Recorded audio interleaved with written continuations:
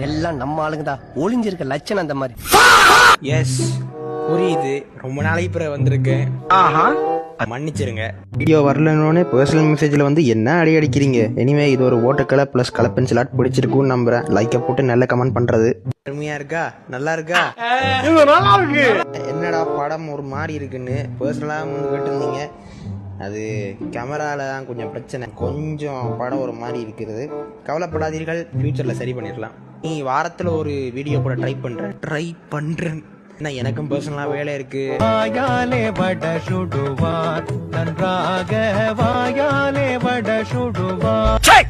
Video பிடிச்சிருந்தா like பண்ணி, share பண்ணி, ஃபாலோ பண்ணி, ரீபோஸ்ட் பண்ணி எல்லாத்தையும் பண்ணுங்க. அடுத்த முக்கியமான ஒரு நபரை கீற போறேன்.